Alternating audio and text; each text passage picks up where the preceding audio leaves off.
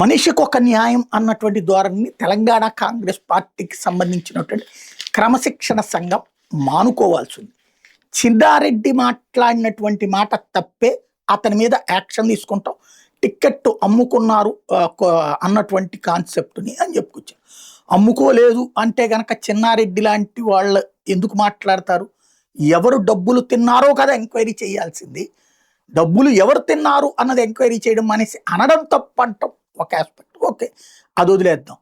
కొండా సురేఖ కుమార్తె మాట్లాడిన దాన్ని కొండా సురేఖ ఖండించలేదు కాబట్టి దాని మీద అడుగుతాం అంటున్నారు తప్పించి, చిన్నారెడ్డి మీద యాక్షన్ తీసుకుంటామంటున్నటువంటి మల్లురవి గారు ఈమె మీద యాక్షన్ తీసుకుంటామని చెప్పలేకపోవడం ఒక దారుణం.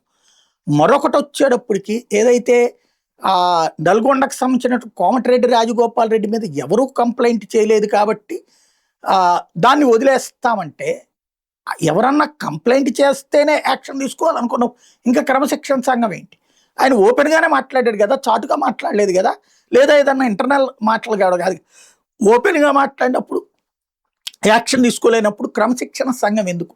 చిన్న చితక వాళ్ళ మీద చర్యలు తీసుకుంటూ పెద్దవాళ్ళ విషయంలో వెనక్కి తగ్గితే అక్కడ ధైర్యంగా మాట్లాడగలుగుతున్నారు సుస్మిత లాంటి వాళ్ళు అన్నటువంటి ప్రాథమిక ఆలోచన లోపిస్తే ప్రమాదకరం.